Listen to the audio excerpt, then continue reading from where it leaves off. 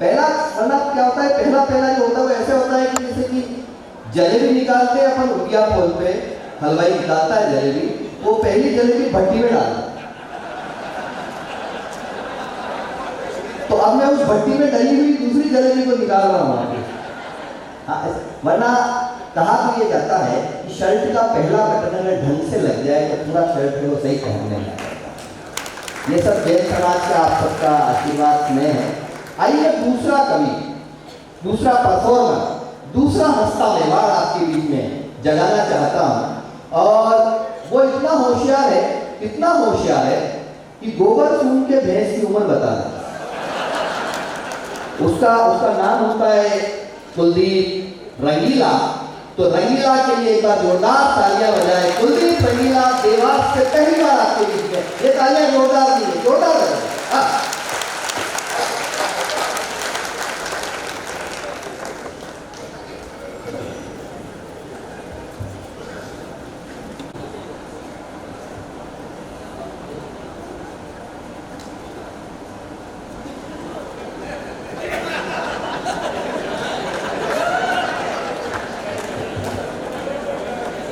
अगर चाहे आ जाती तो ठीक हो,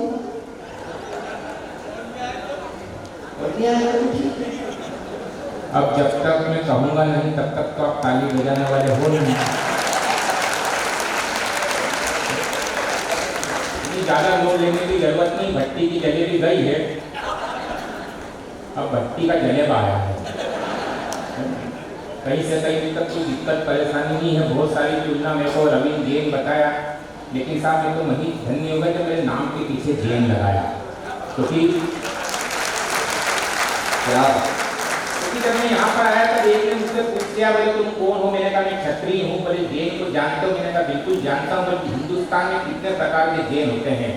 साहब कुलदीप रंगीला को शुरू कर देना, क्योंकि बहुत अच्छा काव्य पाठ हमारे कानून ने किया है।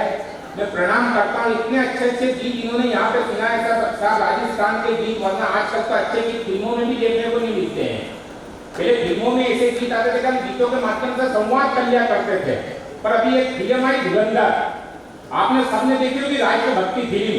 अब उसमें एक गीत ऐसा आया कि अगर आप में से एक भी व्यक्ति मेरा आपका लिफाफा उठता, नहीं सही कह रहा हूं, इधर अक्षय खन्ना की एंट्री होती है और उधर गीत शुरू होता है अरुण भैया, ताली नहीं बजेगी जब तक यही चलेगा।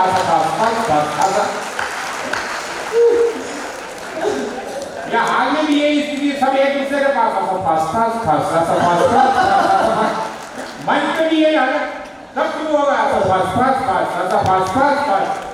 सब क्या स्थिति हो गई गीतों की। कहाँ से चले थे हम, कहाँ तक आ गए। लेकिन मुझसे जब पूछा गया कि तुम कितने तरह के जैन को जानते हो, साहब कुलदीप रंगीला नाम है मेरा। उदयपुर में पहली बार इन्होंने कहा कि पहली बार आया, लेकिन ये सरासर गलत है। मैंने आज से 15 वर्ष पहले अपने जीवन की शुरुआत की थी, तो जैन सोशल ग्रुप के कवि सम्मेलन से की थी। आज हिंदुस्तान के आज हिंदुस्तान के बड़े बड़े कवि सम्मेलन में जाता मुझे 50,000 1 लाख तक के लिफाफे मिलते हैं। लेकिन 15 वर्ष पहले उस कवि सम्मेलन में मुझे मात्र 500 रुपए का एक लिफाफा मिला था। और आपकी कसम खा के बोलता हूँ, उस लिफाफों की कीमत इन लिफाफों से बहुत बड़ी थी साहब, तो वो मेरे जीवन का पहला लिफाफा था। और जिस वक्त वो लिफाफा मुझे प्राप्त हुआ, मैंने उसी समय संकल्प लिया, उसी समय ताली तो कल बजाओगे आप, ऐसे नहीं ऐसा फस फस फस ऐसा फस फस फस। जब भी मैं ये बोलूँ तब आपको ताली बजानी है साहब, क्योंकि हम आनंद में जीने वाले लोग हैं, मस्ती में जीने वाले लोग हैं। कहीं से कहीं तक कोई लोग तो आपने वीर रस का कभी एक भी नहीं रखा, तभी वीर रस का कवि यहाँ के प्राण पिता आपके भी और हमारे भी। क्योंकि वीर रस के कवि की एक ही विशेषता होती है, मंच पे आएगा और शुरू हो जाएगा। निवेदन कर देना चाहता हूँ, लोग 10 फीट की दूरी पे बैठने लगते हैं उसके निवेदन के चक्कर में। फिर 2 पंक्ति फंसाएगा और शुरू हो जाएगा, निवेदन कर देना चाहता हूँ।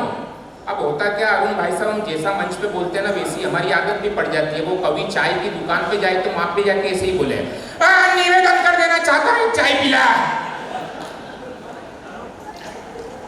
पान की दुकान पे जाए अरुण भैया तो वहां भी जाके ऐसे ही बोले, निवेदन कर देना चाहता हूँ एक पान खिला। तो घर से भाभी जी ने फोन ठोक दिया खींच खींच कुछ कुछ कुछ खींच खाच खींच खाच खींच। क्या कर रहे हो? निवेदन कर रहा हूँ। बोले जल्दी से घर आ जाओ, नहीं तो आवेदन कोई दूसरा ही कर जाएगा। तो ये निवेदन आवेदन का फर्क होता है साहब। इस आनंद को जिंदा रखना। जब मुझसे पूछा गया कि तुम कितने तरह के जैन को जानते हो, साहब कुलदीप रंगीला को शुरू कर देना। और बड़ी टीम है, देश के बड़े दिग्गज मंच पे विराजमान है। और कहना चाहता हूँ कि आपने एक कवित्री बोले, मैं प्रणाम करता हूँ। तो हम देवास तरफ कवि सम्मेलन करते हैं ना, तो आयोजक हमसे एक ही बात बोलता है, कवित्री दो लाना, एक ढंग की दिखने वाली और एक ढंग की लिखने वाली। क्योंकि होता क्या है, 2026 में सारी क्वालिटी किसी एक में मिले भी नहीं सच। और ऐसा इसलिए होता है कि अगर हमारे घर में 200-500 लोगों की रसोई होती है और हम किसी हलवाई को ठेका देते हैं, तो हलवाई भी हमेशा देखना अपने साथ 2 बई लेके आता है। ऑब्जर्वेशन है भाई साहब। अब ऑब्जर्वेशन आगे देखना, एक बई तो रहेगी बिल्कुल गोरी गाठ और दूसरी रहेगी एकदम काली गाठ। लेकिन वो जो गोरी गट है ना, जो काली गट है, उसकी विशेषता तो ये कि वो पूड़ी भी बना लेगी, सब्जी भी बना लेगी, गुलाब जामुन भी बना लेगी, मतलब सारे काम कर लेगी। लेकिन जो गोरी गट है ना अरुण भैया, उसकी एक ही विशेषता, वो इतना सारा लहसुन लेगी और लहसुन छीलेगी। मतलब 11 बजे जाओ तो लहसुन छीले, 3 बजे जाओ तो लहसुन छीले, यहाँ तक कि लोग खाना खा के घर निकल जाए उसके बाद भी जाओ तो बैठी बैठी लहसुन छीले। तो भाई साहब मैंने 3 वर्षों तक रिसर्च किया, मेरे पास कोई बहुत बड़ी एजुकेशन नहीं है, लेकिन मैं इस नतीजे पे पहुंचा कि वो जो हलवाई है ना, वो उस बाई को बुला के 500 रुपये किस बात के देता है, वो हलवाई उस बाई को बुला के 500 रुपये केवल इस बात के देता है कि वो गोरी गट बाई को बिठा रखो ना, तो फूफा जी और मौसा जी बार बार आके पूछते हैं कि चाय पानी लगे तो बता देना, बाकी कोई खास बात नहीं है। ये आनंद है सर, ऑब्जर्वेशन है। हम आनंद में जीने वाले लोग हैं। 2 साल हमने कोरोना के देखे, स्थितियां बड़ी खराब हो गई थी। और हमारे यहाँ तो क्या मालवा राजस्थान की विशेषता है, इनको किसी से कोई लेना ही नहीं है। ऐसे ऐसे प्रश्न करते हैं कि इनके प्रश्नों का जवाब देना मुश्किल। अभी नाग पंचमी के, आज नाग पंचमी के 2 दिन पहले मेरे घर में एक सांप घुस गया। सच बता रहा हूँ, बिल्कुल सत्य घटना, आपकी कसम खा के बोलता हूँ। हम 2 भाई हैं, दोनों को दोनों पहलवान, पर घर में अकेला सांप। अब एक निकला उधर से, उसका प्रश्न देखना, बोले ठाकुर साहब बाहर क्यों खड़े हो? मैंने कहा घर में सांप घुस गया। अब उसका प्रश्न, क्या नाग था कि नागिन थी? मैंने कहा DNA रिपोर्ट भेजिए, कल्पना हॉस्पिटल में आएगी तो बता दूंगा तेरे को। लेकिन आनंद लेना, भीड़ जमा होने लगी। फिर तीसरा आया, उसने कहा बोले ठाकुर साहब बाहर क्यों खड़े हो? मैंने कहा घर में सांप घुस गया। अब उसका प्रश्न, कितना बड़ा था? मैंने कहा तेरे को क्या उसके लिए कुर्ते पजामे सिलना है? लेकिन साहब ताली अगली टिप्पणी पे आपकी मुझ तक पहुंचे और कुलदीप रंगीला को शुरू कर देना। उसने कहा बोले ठाकुर साहब बाहर क्यों खड़े हो? मैंने कहा घर में सांप घुस गया। बोले ये सांप घुसा नहीं, नाग पंचमी है, किसी ने घुसाया है। मैंने कहा वो कौन शख्स था जिसने मेरे घर के अंदर सांप घुसाया था? तो सांप खुद बाहर आके बोला कि मुझे माफ करना, मैं तो किसी भ्रष्ट मंत्री का घर समझ के अपना जहर रिफिल कराने आया था। मैं तो किसी भ्रष्ट मंत्री का घर समझ के अपना जहर रिफिल कराने आया था। हम पीड़ाओं को भोगने वाले लोग हैं। अभी 6 तारीख को मैं अमरनाथ गया मुन्ना, और स्थिति हो गई, हर बार वहाँ पे जो लोग जाते हैं दर्शन करने तो यात्रीगण अंतर ध्यान होते, इस बार बाबा खुद अंतर ध्यान हो गए। और स्थिति है कि जब अमरनाथ से लौटा, मैं घर के बाहर बैठा अपनी पत्नी के साथ में, तो एक निकला उधर से, उसने मेरे से पूछा, बोले ठाकुर साहब अमरनाथ से आ गए? मैंने कहा हाँ आ गया। बोले कहा बालटाल तरफ से गए थे कि पहलगाम तरफ से गए थे? मैंने कहा बालटाल तरफ से गया था। बोले पहलगाम तरफ से जाते वहाँ एक से एक भंडारे मिलते। थोड़ी देर में दूसरा आ गया, बोले ठाकुर साहब आ गए? मैंने कहा हाँ आ गया। बोले कहा बालटाल तरफ से गए थे कि पहलगाम तरफ से गए थे? मैंने कहा बालटाल तरफ से। बोले पहलगाम तरफ से जाते वहाँ एक से एक भंडारे मिलते। साहब मेरा सिर दुखने लग गया, मैं डिस्प्रिन की गोली खा के अंदर जाके सो गया। बाहर मेरी पत्नी बैठी। अब तीसरा आ गया, बोले ठाकुर साहब कहाँ हैं? मेरी पत्नी ने कहा बोले वो तो अमरनाथ गए हैं। बोले कल तो लौटे? बोले पहले बालटाल तरफ से गए थे, पहलगाम तरफ से गए हैं। हास्य के कई जाने की आवश्यकता नहीं होती, हास्य हमारा अंदर होता है। और मैंने क्या कहा कि जब मुझसे पूछा गया कि तुम जीवन में कितने तरह के जैन को जानते हो, साहब बात आप तक तक पहुंचे तो मैं चाहता हूं कि बड़ी तालियां मुझ तक पहुंचे। मैंने कहा मेरे भाई, मैं जीवन में दो तरह के जैन को जानता हूं, एक तो वो जैन जो जैन समुदाय से ताल्लुक रखते हैं, और एक महाकाल की नगरी उज्जैन। उसने मुझसे अगला प्रश्न पूछा, बोले उज्जैन में और जैन में क्या फर्क है? मैंने कहा मेरे दोस्त, उज्जैन का इतिहास पढ़ लेना। उज्जैन अपने जीवन काल में 7 बार स्वर्ग में जा चुकी है, और ये जैन समाज के लोग जिस जगह जाते हैं उस जगह को स्वर्ग जैसा बना देते हैं। क्या बात, वाह। ये आनंद होता है साहब, क्योंकि हम जैन समुदाय के लोग अगर पूरा जीवन इस समुदाय के जो है बातों को अगर अपना, तो शायद हमारे देश में कोरोना नहीं होता। 2 साल हमने कोरोना के भेगे भोगे हैं। स्थिति ये हो गई कि जिसको देखो उसके चेहरे पे मास्क, जिसको देखो उसके चेहरे पे मास्क। में तो टेंशन में था कि ऐसा ना हो कि आने वाली संतानें हमारी बाली और सुग्रीव के जैसी पैदा हो। सत्य कह रहा हूँ साहब, कवियों के सबसे बड़ी दिक्कत ये कि सबसे ज्यादा नुकसान हुआ था इन कवियों का, क्योंकि 2 साल से कवि सम्मेलन नहीं हुए। आजाद भैया परेशान, इनने मेरे को फोन लगाया कोरोना के बाद में, खींच बोले कुलदीप एक कवि सम्मेलन उगाया। मैंने कहा काय में गमले में उगाया? बोले नहीं, मेरे मित्र हैं प्रेमनाथ तिवारी, उनके यहाँ पुत्र रत्न की प्राप्ति हुई तो मैंने कवि सम्मेलन ठोक दिया। मैंने कहा उनके यहाँ सूरज पूजा होनी चाहिए ना, आप वहाँ भी कवि सम्मेलन ठोक रहो। अब सारे कवि मंच पे बैठे साहब, 2 साल में हमारे रोजे टूटे, पर तिवारी जी ने आकर के मंच पे घोषणा कर दी कि इन सारे कवियों को पेमेंट जब भी मिलेगा जब वो केवल मेरे पुत्र पे ही कविता सुनाएंगे। अब स्थिति खराब, इनने वीर रस के कवि का नाम फंसाया तो पेमेंट खतरे में फंसा। वीर रस के कवि ने क्या करा भाई साहब, अपनी कविता में काटा पिट्टी करके महाराणा प्रताप की जगह तिवारी जी को फंसाया। वो शुरू हुआ, देखना ये सब का ही बाप बनेगा, तिवारी का बेटा तो प्रताप बनेगा। तिवारी ताली बजा रहे हो, पेमेंट खतरे में फंसा। करो तो क्या करो, बड़ी दिक्कत। बोले किसको खड़ा करें, तो कवित्री दिख गए, बोले कवित्री को खड़ा कर दो। अब कवित्री की आवाज आपने सुनी, इनकी आवाज बड़ी सुरीली है, क्योंकि इनके गले में साक्षात मां सरस्वती विराजमान और मेरे गले में भेरू महाराज। लेकिन फिर भी मैं प्रयास करता हूँ, आप मेरे को कवित्री समझ के सुनना। उसने भी अपनी गजल में तिवारी जी को फंसाया, पेमेंट खतरे में। अरे देखना ये कोई उड़ती चील बनेगा, और तिवारी का बेटा तो वकील बनेगा। ताली बजा रहा हो, पेमेंट खतरे में। करो तो करो, क्या दिक्कत, बड़ी दिक्कत, बड़ी टेंशन। इनको एक गीतकार मिल गया, बोले एक काम करते हैं, बोले गीतकार को खड़ा करते। अब गीतकार थर-थर कांपे, क्योंकि गीत क्या घर पे बैठ के लिखे जाते हैं, ऐसे थोड़े कि यहाँ बैठ के किसी में कुछ भी लिख दिया। लेकिन साहब गीतकार भी शुरू हुआ, और गीतकार की बात आप तक पहुंचे तो दोनों हाथों का हवा में लहरा कर आशीर्वाद दे देना। गीतकार शुरू हुआ, एक बात पूछता हूँ बताओ न तिवारी, एक बात पूछता हूँ बताओ न तिवारी, छुपाओ न तिवारी, ये पुत्र तुम्हें कैसे हुआ? एक बात पूछता हूँ। ताली बजा रहा हूँ, पेमेंट खतरे में। वास्तव में खतरे में पड़ जाएगा। स्थिति खराब साहब, करो तो क्या करो। अब इनने कहा एक काम करो, अपन तो मोनालिसा को खड़ी कर दो। उस कार्यक्रम में अध्यक्ष मोनालिसा थी, और मोनालिसा कौन सी, कुंभ वाली। और मोनालिसा ने भाई साहब इस बात को सिद्ध कर दिया है कि रुद्राक्ष बेचने वालों में और रुद्राक्ष पहनने वालों में क्या फर्क होता है। स्थिति हो गई है साहब। ये तो परिवर्तन हमारे देश में, कोरोना में हमने बहुत कुछ खोया, कई सपनों को खोया, कई अपनों को खोया। लेकिन कोरोना काल की सबसे बड़ी उपलब्धि ये रही है कि हमारे भगवान श्री राम जो तिरपाल में थे वो आज मंदिर में आ गए हैं। इससे बड़ी उपलब्धि हमें मिल नहीं सकती। पूरा देश राममय हो गया, जगह जगह राम के जुलूस निकल रहे कि मेरी झोपड़ी के भाग आज खुल जाएंगे, राम आएंगे, मेरी झोपड़ी के भाग आज खुल जाएंगे, राम आएंगे। साहब मैं भी राममय हो गया। पिछले दिनों यहाँ कवि सम्मेलन में आया मैं जयपुर, तो एक भाई साहब मेरे से टकरा गया, तो मैंने उनसे पूछा तेरा नाम? बोला सुलेमान। बोले तेरा? अब अपन तो राममय हो गए। मैंने कहा तू सुलेमान, तो मैं हनुमान। उसने मेरे को नीचे से ऊपर तक देखा, बोले ना तो तेरी पूंछ ना तेरे पास गदा, बोले तू काय का हनुमान? मैंने कहा मैं सादा हनुमान।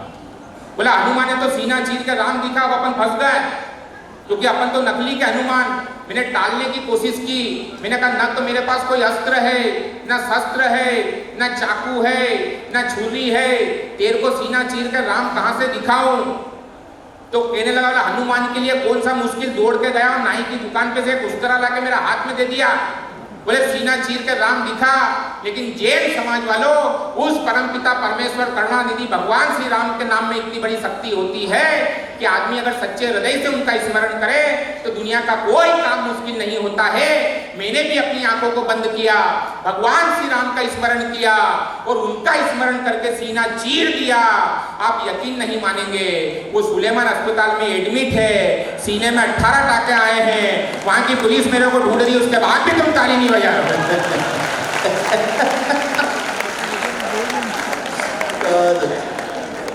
अरे कोई खतरे नहीं पेड़, हम कवि हैं साहब, पेमेंट के लिए आते भी नहीं है, क्योंकि दिल से मिलोगे तो दिल से मिलेंगे, वरना ये वो लोग हैं जो सपनों में भी मुश्किल से मिलेंगे।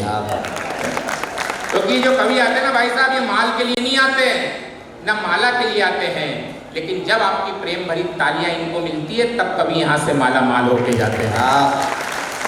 क्योंकि यहाँ से हम क्या लेके लौटे के साथ प्रेम, और हम तो क्या विसंगति के शिकार होते हैं। अभी 4 दिन पहले कवि सम्मेलन का आमंत्रण पत्र मेरे पास आया, साधारण सी बात मिस प्रिंटिंग हो गई, उसमें लिखा था कि हमारी समिति आपको आमंत्रित करती है, पर मिस प्रिंटिंग हो गई, समिति की जगह श्रीमती छप गया।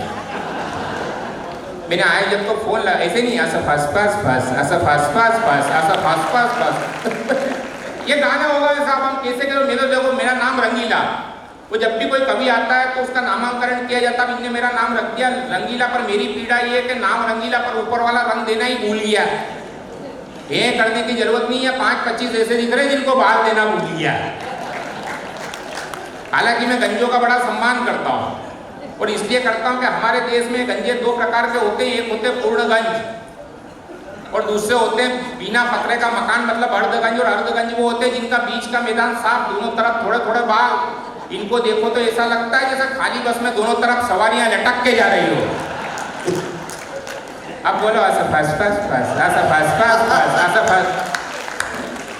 अरे हम आनंद में क्या गीत हुआ करते थे, बात हो जाया करती थी गीतों के माध्यम से। भाई साहब आप जानते हैं, मैं जब भी कवि सम्मेलन में जाता हूँ मैं बहुत अच्छे तरीके से तैयार होता हूँ, रगड़ रगड़ के नहाता हूँ। और अभी परसों भी मैं निकला कवि सम्मेलन के लिए तो साबुन से रगड़ रगड़ के मैं नहा रहा, बाहर मेरी धर्मपत्नी झाड़ू लगा रही, अंदर बाथरूम में मैं स्नान कर रहा। अब अंदर मैंने एक गाना फंसाया, बाहर धर्मपत्नी झाड़ू लगा रही। अब गीतों में संवाद कैसे हो जाता, अंदर मैंने गीत प्रारंभ किया, पानी में जले रे मेरा गोरा बदन, गोरा बदन हाय गोरा बदन। तो भाई साहब झाड़ू लगाते लगाते मेरी धर्मपत्नी शुरू हो गई, धीरे धीरे बोल कोई सुनना ले कोई सुनना ले। ये हालत हो गई है साहब। और आजकल के गीत, अभी पिछले वर्ष एक गीत को हमने ऐसा सहयोग करा, हमने अपनी रिंगटोन बनाया, हेलो टोन बनाया, और आप में से एक भी व्यक्ति उस गीत का अर्थ ही नहीं बता सकता। और गीत कौन सा, पैर तूड़ा गिरवाड़ा जाके सीटी बोले बोले चौन, दिए बदन तत सुमन सुमन तुमरा बादाम पदन, बादाम बादाम दादा का चा बादाम, बादाम बादाम ऐसा फस फस फस, ऐसा फस फस फस, ऐसा फस। हम वो चल ही रहे तो इतना हो गया साहब। लेकिन मैं कहना चाहता हूँ कि हम हमारी आस्था को जिंदा रखें, हमारी संस्कृति को जिंदा रखें। आज नाग पंचमी है और मैं 4 पंक्ति आप तक पहुँचाना चाहता हूँ और उसके बाद अपना स्थान ग्रहण करूँगा, क्योंकि टीम लंबी है। मैं 4 पंक्तियों के माध्यम से बताना चाहता हूँ कि हिंदुस्तान में कितने तरह के सांप होते हैं।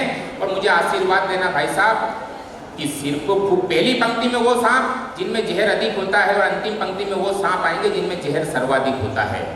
कि सिर्फ पुकारते हैं डंक नहीं मारते हैं, ऐसे सांप सपेरों की बीन वाले देखे हैं। तो डंक में जहर भर देख जिन्हें लोग डरे, ऐसे सांप हमने जमीन वाले देखे हैं। तो त्वचा पे न रक्त पे ये काटते हैं वक्त पे, अरे ऐसे सांप हमने आस्तीन वाले देखे हैं। किंतु सभी सांप चुपचाप अपने आप बैठे, जब से हमने सांप एप्स्टीन वाले देखे हैं। किंतु